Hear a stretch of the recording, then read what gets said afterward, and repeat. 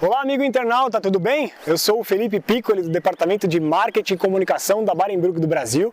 Estou aqui novamente para o nosso quadro Perguntas e Respostas, perguntas enviadas pelos nossos internautas, e eu coloco o nosso time técnico para responder. Dessa vez, e mais uma vez, eu estou ao lado do Ulisses Figueiredo, nosso líder do Programa de Desenvolvimento de Novos Cultivares da Barenbrug do Brasil. Tudo bem, Ulisses? Tudo bom, Felipe? Tudo ótimo. Mais uma vez, me ajuda com as respostas dos nossos internautas? Claro que sim, vamos lá. Que é melhor colocar um especialista do que alguém da comunicação para responder. Então, para começar, eu tenho uma pergunta do Jorge Luiz. Ele mandou por meio do nosso Instagram. O Jorge Luiz pergunta: quantos quilos por hectare é recomendado para semear o capim mombaça, Ulisses? Oi, Jorge. Muito obrigado pela sua pergunta. O capim mombaça, a recomendação nossa é de 10 kg a 15 kg de sementes revestidas por hectare. Por que essa variação? Vai depender muito do método de semeadura que você tem e que você usa dentro da propriedade.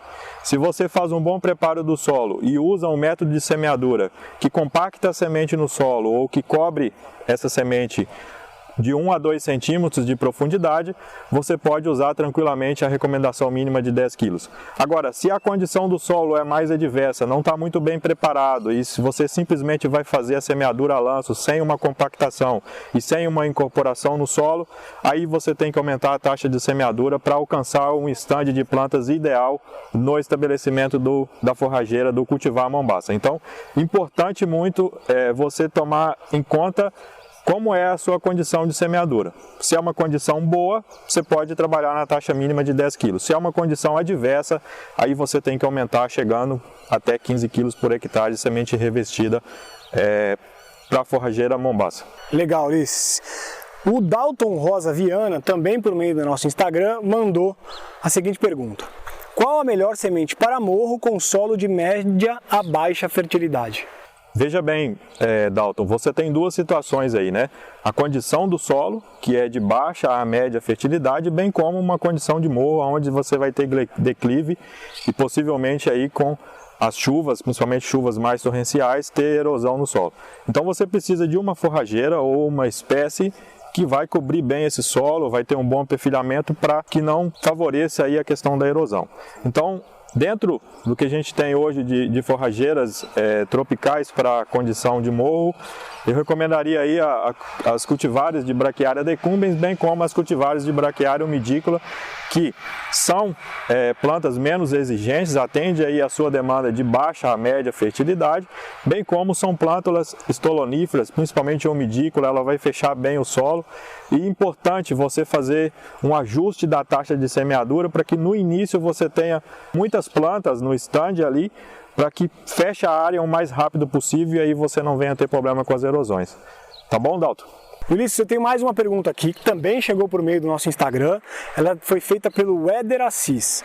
Ele pergunta: qual material comparável com a Braquiária brisantha?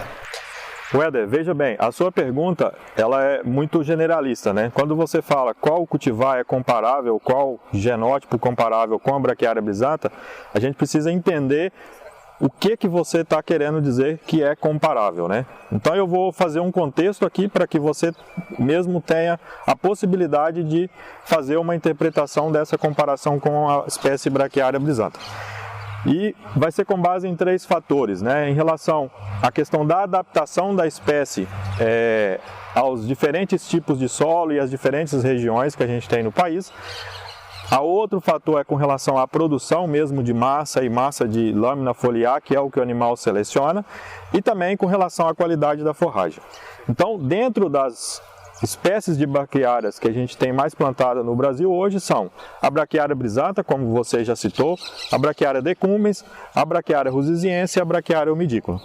A Braquiária brisantha é conhecida por ser uma planta que, do ponto de vista de adaptação a diferentes regiões e diferentes tipos de solo, apresenta boa adaptação. É uma planta muito produtiva, mais do que as demais espécies de braquiárias, e além disso é uma planta que tem uma qualidade da forragem muito boa e aceitável. Quando a gente vai para a Braquiária decumbens, já é uma planta muito bem adaptada aos solos de baixa fertilidade ou solos ácidos, mas não é uma planta tão produtiva quanto a Braquiária brisantha. E pensando na qualidade, a Braquiária decumbens é inferior em relação à Braquiária brisantha. Já a Braquiária rusiziensis é uma planta exigente em fertilidade do solo e que não tem muita persistência sobre pastejo. E também não é muito produtiva em relação a decumbens e em relação à brisanta. Mas é uma planta que tem uma ótima qualidade da forragem acima da espécie de Braquiária brisanta e Braquiária decumbens. Já a umidícola é uma planta ou é uma espécie completamente atípica dessas outras. É uma espécie que é adaptada a solos que têm inundação ou solos encharcados. É uma planta que não tem muita produção quando comparada com a brisanta e a decumbens, mas é uma planta também que é possível fazer produtividade animal com ela também, mas é uma planta de baixa qualidade da forragem, então tem baixa qualidade da forragem. Então, como a sua pergunta é qual material ou qual espécie é comparável com a Braquiária brisanta, espero que eu tenha te respondido. Caso não, entre em contato com a gente que eu te ajudo nessa resposta e entender melhor esse contexto das diferentes espécies que a gente tem dentro do gênero Braquiária. Tá aí, Weder, gostou dessa aula que a gente recebeu do nosso pesquisador, mestre e doutor formado na Universidade Federal de Lavras? É do time Barenbrug. E, Ulisses, o Weder tem mais uma pergunta aqui, então Weder, o nosso professor vai ajudar a responder aqui. A pergunta do Weder é: qual é o material indicado para solos arenosos do Triângulo Mineiro? De acordo com o Weder, a região é bastante quente lá onde ele está. Muito bem, Weder, muito boa pergunta, né? Quando a gente fala de solos arenosos, que são solos de mais difícil manejo, é importante que, para eu definir qual cultivar eu vou usar esse tipo de solo, é primeiro que eu tenha um solo corrigido, independente se ele é arenoso ou não. Então, primeiro você tem que entender quais as características do seu solo do ponto de vista químico para você fazer essa correção para que você tenha um solo com um pH adequado. E aí, pensando no cultivar que você pode escolher para esse solo arenoso e que tenha uma correção da acidez, você pode simplesmente escolher aqueles cultivares que se caracterizam por ter boa adaptação a solos de baixa a média fertilidade. Então, pensando nos cultivares Barenbrug, você pode usar o cultivar Sabiá, que é plenamente indicado para esse tipo de solo.